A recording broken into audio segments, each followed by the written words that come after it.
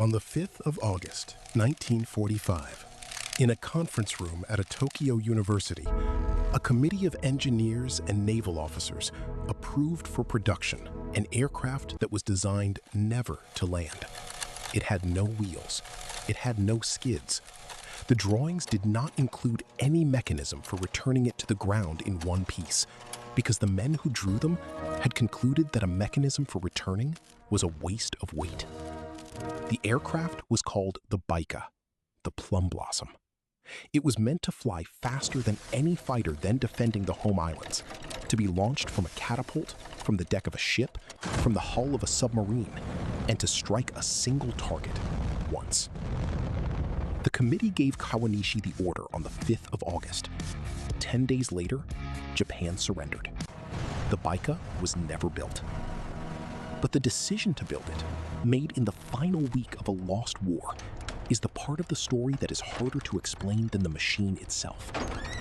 Because to approve an aircraft that cannot come back, an entire system of reasoning has to first decide that coming back is no longer the point.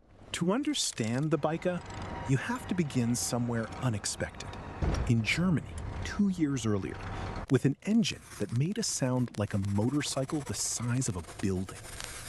In 1943, German engineers had perfected a small, crude, and remarkably cheap form of jet propulsion called the pulsejet.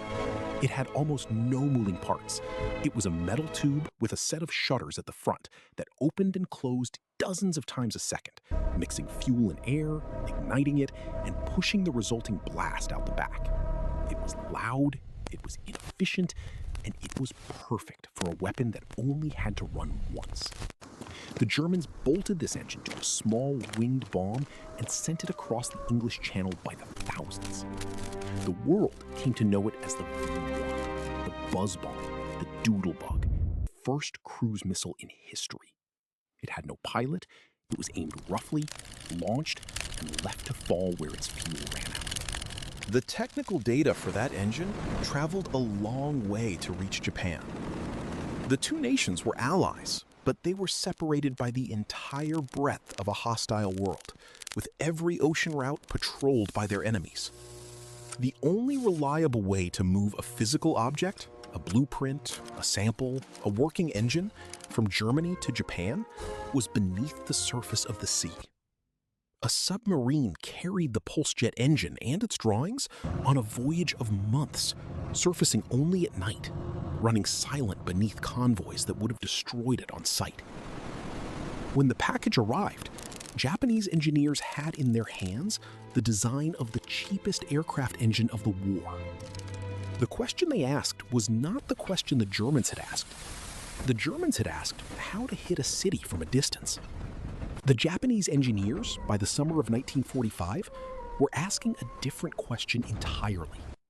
They were asking how to stop a fleet that was already approaching their coast.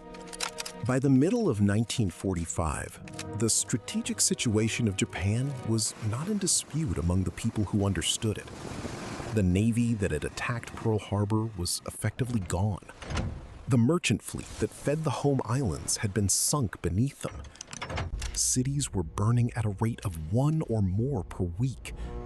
And an invasion of the home islands, an event the planners referred to in their documents with a calm that the documents themselves seemed to strain against, was expected in the autumn. The men responsible for defending the coast were looking at a coming armada and a defending force that had run out of trained pilots, run out of fuel, and run out of aircraft that could survive contact with the enemy. Out of this arithmetic came a particular kind of engineering. Not engineering to win, engineering to make the cost of approaching unbearable. The Baika was a product of that arithmetic. It was an answer to a question that no engineering department should ever have to answer. The Baika, as Kawanishi designed it, was small. It was a little under 7 meters long, with a wingspan of roughly 6.5 meters, smaller than the fighters of its era, smaller than almost anything else in the sky. Empty, it weighed about 750 kilograms. Loaded with fuel, With its single warhead of 250 kilograms of explosive in the nose, it weighed a little over 1,400. Its pulsejet, a Japanese version of the German engine, produced enough thrust to push it to a top speed of around 400 miles per hour. That number is the heart of the design. 400 miles per hour in the summer of 1945 was fast enough to outrun the propeller fighters defending the approaches and to challenge the interceptors that might be sent against it. A weapon that fast, aimed at a ship, was a weapon that was very hard to stop in the final seconds. The entire airframe existed to deliver that warhead through that final gap. There were 3 versions on the drawing board, and the differences between them are where the design reveals what it was for. The first version had a set of landing gear that could be dropped away after takeoff, wheels you used once to leave the ground and then let fall. That version was meant to take off under its own power, perhaps with the help of rocket boosters strapped to its sides to throw it into the air. The second version had no landing gear at all. The engine was moved forward, the underside was made smooth, and the entire shape was built to be fired from the deck of a submarine. The third version, also without any landing gear, was shaped to hang beneath a larger aircraft, a bomber, to be carried partway to the target and released in the air, so it could begin its run already close to the enemy. 3 versions, one from a catapult or a rocket sled, one from a submarine, one from beneath a plane. None of them with a way to land. The decision to remove the landing gear is the kind of decision that looks, on a spec sheet, like an engineering optimization. Landing gear is heavy, it is complex, it takes up internal volume, it adds drag in flight. For an ordinary aircraft, every one of these costs is accepted because the aircraft has to come back, and coming back is the entire purpose of building something expensive enough to be worth bringing home. For the Baika, the engineers ran the same calculation and reached the opposite conclusion. If the aircraft is not coming back, then the landing gear is 200 kilograms of dead weight that could be fuel, or armor, or explosive. Removing it was not cruelty, it was consistency. The machine had been designed around a mission with no return leg, and so the parts that existed only to serve a return leg were the first to be deleted. The horror of the Baika is not that it was badly engineered. The horror is that it was engineered perfectly, toward an end that should have stopped it. It is worth pausing on what it meant to be launched from a submarine in this design. A submarine is the most fragile of warships on the surface. It survives by being unseen. To launch an aircraft, even a small one, it has to come up, expose itself, and hold steady on the open water long enough to fire the weapon down a short rail or off a short catapult. The Baika submarine version was meant to be carried in a watertight container fixed to the deck, assembled or readied at sea, and fired across the surface toward a target the submarine had crept close enough to reach.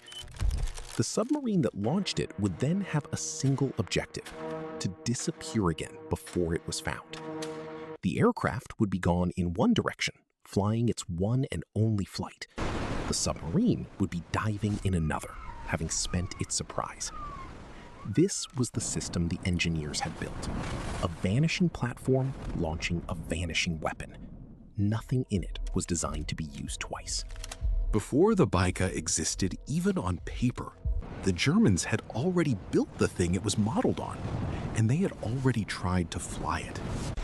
When the German command looked at their V-1 flying bombs falling short, missing their targets, being shot down in the air, some of them reached a conclusion that follows a particular and terrible logic. The bomb missed because no one was steering it. A human pilot riding the bomb to the target could correct its course in the final seconds and put it exactly where it needed to go. So the Germans took their pilotless flying bomb and added a cockpit. A tiny cockpit set into the body of the weapon just ahead of the engine.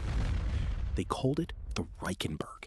It was a V-1 with a man inside. And in building it, they ran directly into the problem that the entire concept is built on: A flying bomb is designed to be destroyed at the end of its flight. If you put a person inside one, you have to answer a question the original design never had to consider. What happens to the person? On paper, the German answer was that the pilot would aim the weapon, lock it into its final dive, and then climb out, opening the canopy, leaving the cockpit, and parachuting clear in the last moments before impact. This was the official theory. In practice, it was very close to impossible. The cockpit sat directly in front of the engine intake. A pilot trying to climb out of a machine moving at hundreds of miles an hour with a roaring intake immediately behind his head faced an escape that the engineers themselves understood to be, in the kindest description, unlikely. The aircraft had been given a way for the pilot to leave that almost no pilot could actually use. It was a gesture toward survival built into a machine whose entire purpose left no room for it. The bailout hatch was, in a sense, the most honest part of the design, because it admitted, by existing, that everyone involved knew exactly what they were asking. The Reichenberg had to be tested, and testing it meant that someone had to fly it and bring it back to prove it could be flown at all before it was ever flown at a target. Among the pilots who tested it was one of the most accomplished aviators in Germany, a test pilot whose skill was beyond question. And even in skilled hands, the machine was treacherous. Pilots crashed during the trials. The aircraft had a very high stall speed, meaning it had to be kept fast to stay in the air, and any attempt to slow it for a landing risked dropping it out of the sky. Pilots who did not know exactly how fast it had to come down were trying to land it too slowly, and the aircraft was punishing them for it. The test program nearly ended the lives of the very people sent to prove the weapon was usable. The machine, in other words, was difficult to fly even when survival was the goal. The conclusion the testing produced was the one the design had implied from the beginning. This was an aircraft you flew once. There is a remark attributed to that testing, the kind of remark that may have been polished in the retelling, but which captures the thing exactly. Asked what it was like to fly the manned flying bomb, the test pilot is said to have answered that the controls were excellent, the aircraft responsive, the handling in the air fine. The problem, the pilot said, was the return trip. The machine flew beautifully. It simply was not built to bring you home. That single observation contains the entire moral architecture of the weapon. Everything about it that involved going forward had been solved.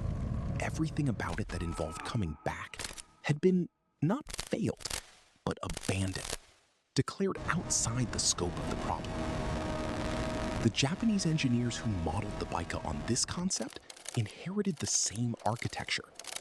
They inherited a machine that worked and a return trip that did not exist. And the understanding, already proven, already paid for in German test crashes, that the second of those two facts was not a flaw to be fixed. It was the specification.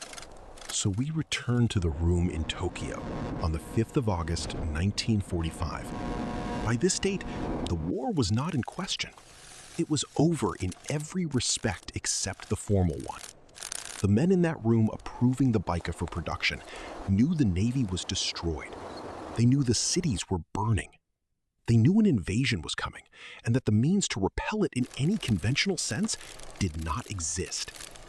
And in full possession of these facts, they approved an aircraft with no landing gear, ordered a single prototype and a handful of two-seat trainers that notably would have wheels, because you cannot teach a man to fly a machine by first killing him in it, and set a schedule. The design was to be finished by September. Production was to begin in October. A project team was assembled on the 8th of August. Some work began.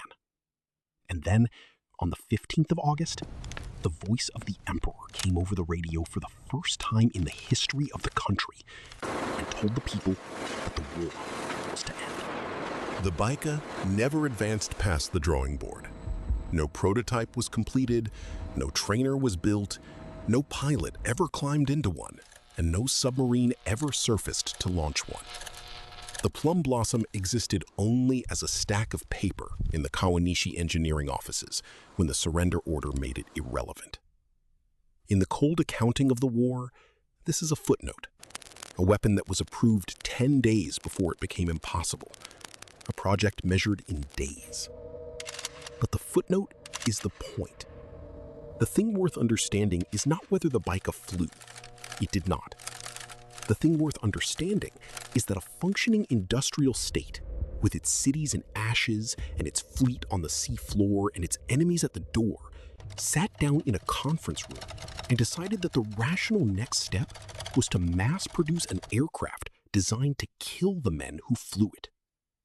That decision was made by sane people, following a logic that step by step was internally consistent. That is the part that should not be allowed to become a footnote. It is tempting to read the Baika as fanaticism and to leave it there. But the engineering record does not support fanaticism as the explanation. Fanaticism is loud and irrational. The Baika was quiet and rational. Every choice in it followed from the one before. The fleet is gone, so the weapon must be cheap. The pilots are gone, so the weapon must be flyable by men with little training. The aircraft will not come back, so the landing gear is removed to save weight. The launch platforms are submarines and ships because the airfields are being bombed. Each of these is a reasonable response to a real constraint.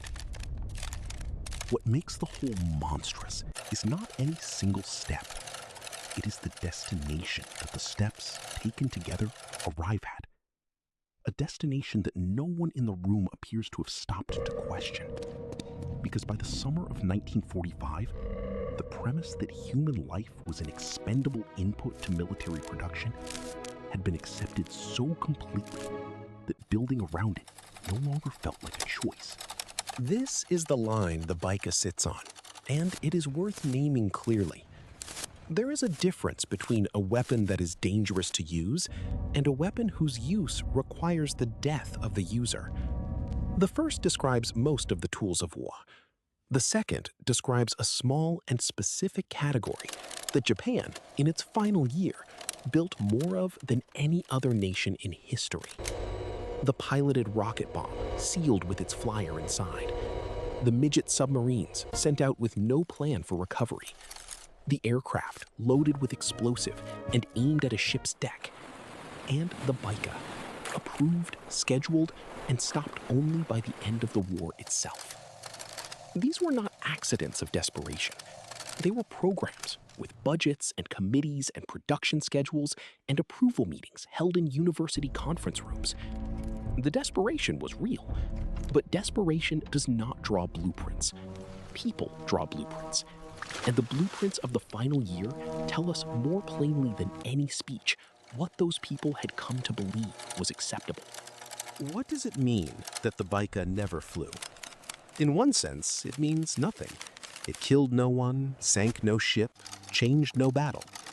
It is one of dozens of last-ditch programs that the surrender rendered moot, a name and a list of weapons that history filed under projects canceled. But the fact that it never flew is also the only reason we can look at it clearly. A weapon that is used disappears into its results, into the ships it sank and the men it killed, and the strategic effect it had or failed to have. A weapon that was approved but never built leaves behind only its intentions, exposed and unobscured. The Baika is a pure specimen of a decision. We can read in its drawings exactly what its makers meant to do, without the confusion of what it actually did, because it never did anything. It is the war's intention, preserved in paper, 10 days before the war admitted it was lost. The engineers who designed it were not, by the standards of their profession, doing bad work.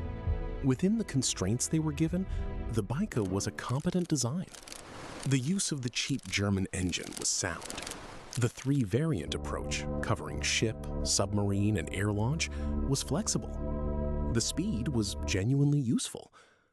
If you remove the human cost from the equation, which is precisely what the design itself did, it is an efficient answer to a hard problem. And that is the most uncomfortable thing the Baika has to teach. The human cost can be removed from an equation by a committee in a room with a schedule and a budget.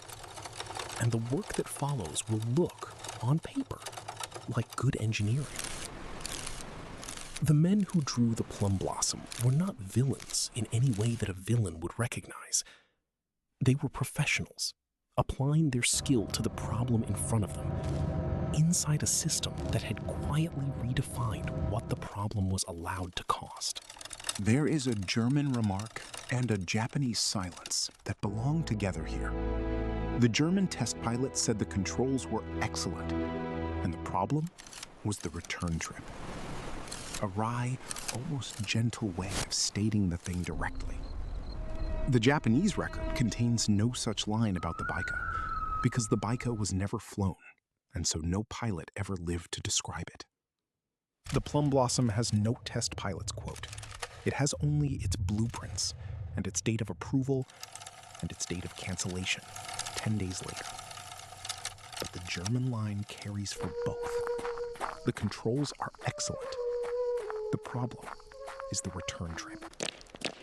It is the most honest sentence ever spoken about this category of weapon, and it applies to every one of them.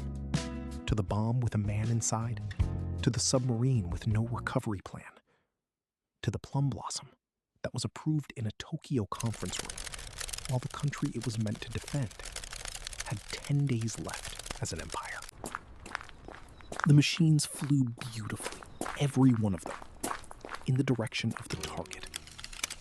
The problem was always, only, the return trip. When Japan surrendered on the 15th of August, the Baika became a stack of paper and nothing more. But the surrender itself was not the calm, single moment that the word suggests. The decision to end the war had been made at the very top, in the presence of the emperor, after a deadlock that the cabinet could not break on its own. And there were men in the army, officers, not madmen, men who believed exactly what they had been taught to believe, who regarded that decision as a betrayal, and who were prepared to do something about it. On the night before the emperor's voice was to be broadcast, a group of them moved to stop it, to seize the palace, to find and destroy the recording of the surrender speech, and to keep the war going by force. For one night, the question of whether Japan would surrender at all hung on a recording hidden somewhere inside the palace walls. Next on Torah Files, the night a group of officers tried to kidnap the emperor's surrender and keep a lost war alive. Torah Files tells the untold history of the Pacific War from the Japanese side, one episode at a time. Subscribe to see the next chapter.